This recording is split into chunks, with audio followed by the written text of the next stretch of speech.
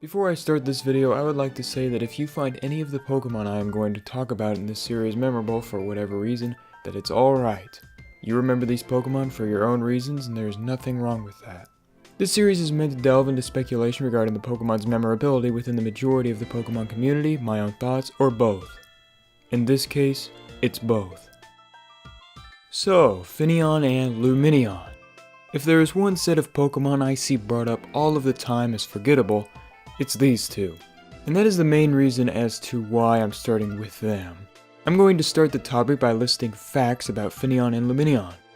Then go to roles and locations within the games, anime, manga, and TCG. Then I will answer the question, why are Finneon and Lumineon forgettable? And I will end with how I feel they can gain more recognition. Before we start, I would encourage you to comment down below with a Pokemon you find forgettable, and I will try to cover them in this series. If I don't find your particular Pokemon forgettable, then I will try to explain why someone might find it forgettable. This is definitely going to be a weird series, but whatever. I'm up for the challenge. With that out of the way, let's get started. Finneon is the winged fish Pokemon that evolves into Lumineon at level 31, who is classified as the Neon Pokemon. They are both pure water types with Swift Swim and Storm Drain as their abilities, with Water Veil being their hidden ability. According to Bulbapedia, both Finneon and Lumineon are based on the freshwater butterfly fish, because of their fins resembling that of the freshwater butterfly fish. Pokédex entries tell us that Finneon gives off luminant light during darkness if they have been exposed to sunlight for a long period of time, and that its double tail fins propel itself when jumping out of the water, to the pleasure of Wingull everywhere. Lumineon's Pokédex entries tell us that it crawls along the sea floor to avoid predators while also flashing the patterns on its four tail fins to attract prey. And predators. No wonder it's rarely seen within the games. It literally attracts its predators. Not too bright. It also competes with Lantern for food, with its personal favorite being Starmie. Interesting. Its base stats are pretty meh. I guess it was supposed to be a fast wall. Its speed stat isn't even that good. Overall stat total averages at 460, which puts it in the same camp as Sharpedo, Breloom, Dodrio, and Mr. Mime. Its moveset comprises mainly of water-type moves, but also has a couple of bug and flying-type moves. I'll elaborate on those later. Notable moves when leveling up include Aqua Ring at level 35, U-Turn at level 48, and I guess Bounce at level 53. Its last good water-type move it gets is Water Pulse at level 22, so you'll have to rely more on TMs. Notable TMs include Ice Beam, Blizzard, Scald, Surf, and Waterfall. Its egg moves are nothing to write home about, except for Splash. Finneon and Lumineon debuted in Generation 4. Within Diamond and Pearl, Finneon is available on routes 205, 218, 219, 220, 221, Fugo Ironworks, Iron Island, Canalave City, and Valley Windworks using the Good Rod, with Lumineon being available in the same areas, but with the Super Rod. For Platinum, Finneon is located within the same areas.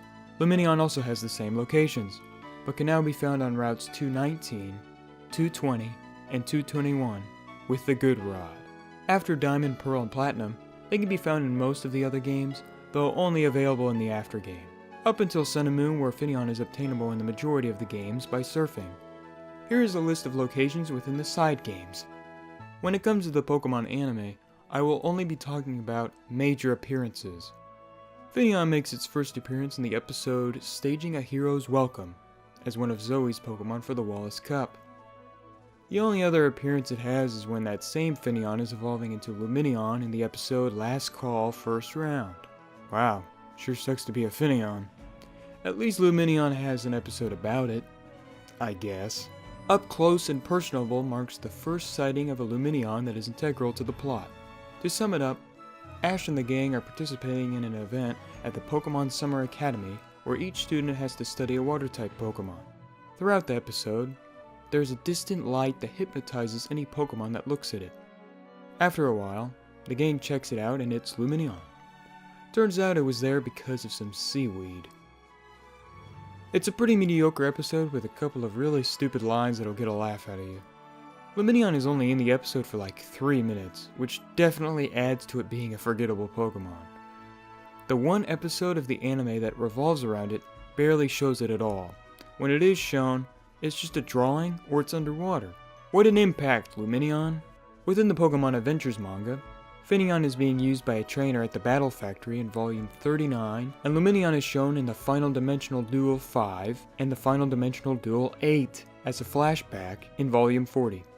Finneon and Lumineon both have 3 cards to their name that have been featured in Mysterious Treasures, Stormfront, and Phantom Forces. Every Finneon card is a common, and Lumineon is a holo rare in its first 2 sets, while being uncommon in its most recent set.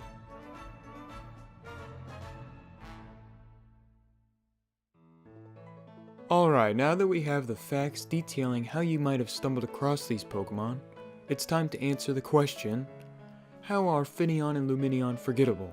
I'll start with saying their appearance in the anime and manga is a major reason.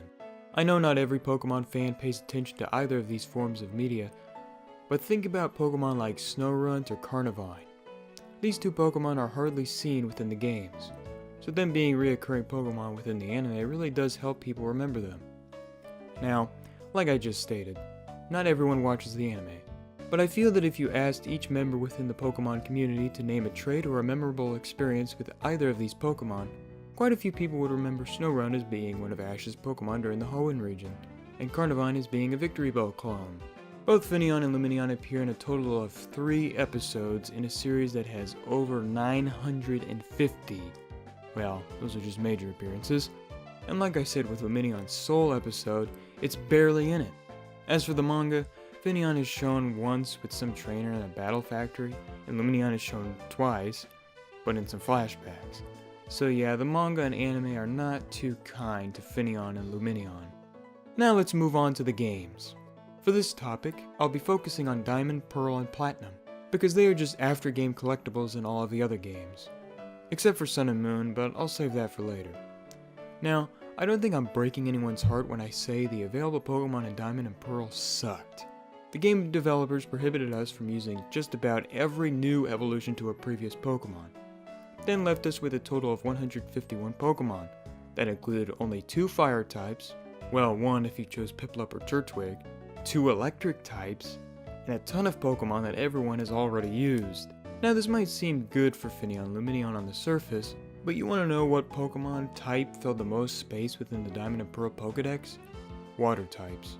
There's a total of 17 different water types you can use, not including Manaphy, with one of them being a starter, and another one being a mascot legendary. There are tons of water types in these games, with Lumineon being overshadowed by all of them. Excluding the obvious, Golduck has a better move pool with a better TM selection.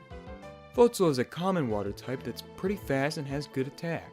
Whiscash, Gastrodon, and Quagsire all have only one weakness. Azumarill has an awesome ability, Octillery has great type coverage, and Bibarel can learn just about every HM. When you're overshadowed by this thing, you know you're bad. Then Platinum was released and added many more Pokemon, thank God, which put Lumineon at even more of a disadvantage. Granted, Platinum only added one new water type, that being Vaporeon, but why would you even consider using a Pokemon with pure water type that doesn't learn any reliable or unique moves? But how can you consider it for your team if you hardly see it throughout the game? Guess how many trainers have a Finneon throughout the main story of Pokemon Diamond and Pearl? 3. Guess how many trainers have a Lumineon throughout the main story of Diamond and Pearl? 1. Trust me, I looked it up. Throughout your entire adventure in Pokemon Diamond and Pearl, you will only see 1 Lumineon. 3 in Platinum, but it's still a small number. Why is that? It's not like it's a rare Pokemon. That's another thing. It isn't rare. At least Finneon isn't. You can't catch Lumineon until the aftergame, so where is Finneon? Well, it's pretty much obtainable around the 6th gym with a Good Rod. Yeah, you can take the Good Rod back to Route 205, but for the sake of simplicity, it's available right before the 6th gym. Now, where is the 6th gym? Kanalave City. How do you get there? You need Surf. So you will have a water type by this point in the game because you need Surf. and the only other water types that are not available before this point are Feebas, Mantike, and Palkia. Even if you are curious enough to fish, yes, fish, it's only obtainable through fishing, which just makes it even more forgettable. On the route before Canalave City for a new water type, why would you replace a penguin made of steel, a giant dragon serpent thing, a dual water type like Quagsire or Whiscash, or anything else for that matter, with a fish? And that's the main reason, in my eyes, why it's one of the most forgettable Pokemon in all of Pokemon. It's just a fish. In a sea of creative and cool water types like Gyarados, Sharpedo, and Swampert, you have Finneon and Lumineon, who are just fish with big fins. Seaking is just a fish, an ugly fish, but it can learn a lot of great moves and has a hidden ability that gives it an immunity to electric types. That and Goldeen has been prevalent in every Super Smash Bros. Game to date. Now, I personally don't hate Finneon and Lumineon, but their designs can turn some people away because they are very dull. Some things I do like about them are their shiny forms and awesome cries. Just listen to this. It sounds like a Pokemon that was intended to be the beauty of the sea. It sounds graceful and elegant. Too bad you never get to hear it. Let's recap. Why are Finneon and Lumineon forgettable? 1. They lack presence within the anime and manga. 2. They were overshadowed by every Pokemon in their debut titles due to lack of good moves, pure water typing, and piss-poor stats. 3.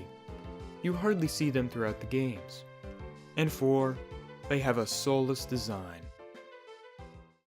Now, how can these Pokemon stand out more for the future? Well, to be honest, I think the Pokémon Company is already starting to push them into the limelight. That's a bit of an exaggeration, but they are giving them more recognition. How so?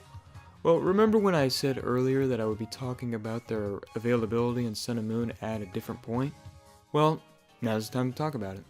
Finneon is available as a surfing Pokemon in 11 different places throughout the main story of the games, with one of those places making surfing a requirement to progress the story. That is a good step in the right direction, because it allows people to actually see a wild Finneon for the first time because who fishes? This will not necessarily make people remember it. For example, I sometimes forget about Throw and Sock, and those guys are everywhere in black and white. This is just a step in the right direction. Just throwing them at us isn't good enough though. Something about them needs to be altered or expanded upon.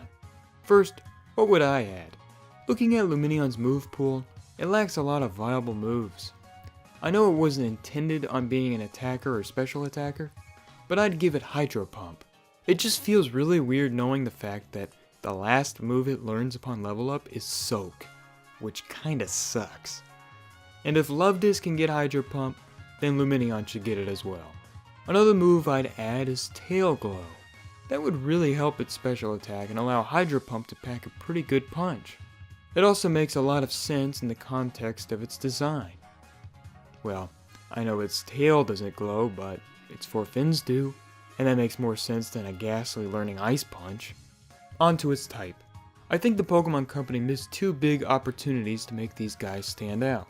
One thing they could have done is make it either Water Bug or Water Flying when they premiered it in Generation 4 because it's based on the butterfly fish. I know butterfly fish don't fly, but a lot of Pokemon are just exaggerations of already existing animals.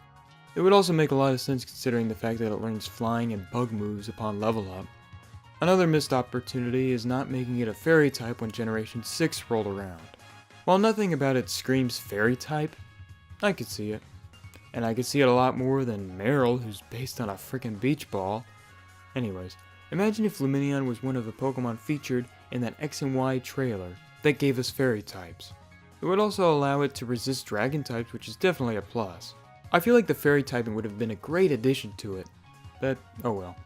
Another way they can stand out is to obviously make them widely available within the games, and give them more screen time in the anime and books.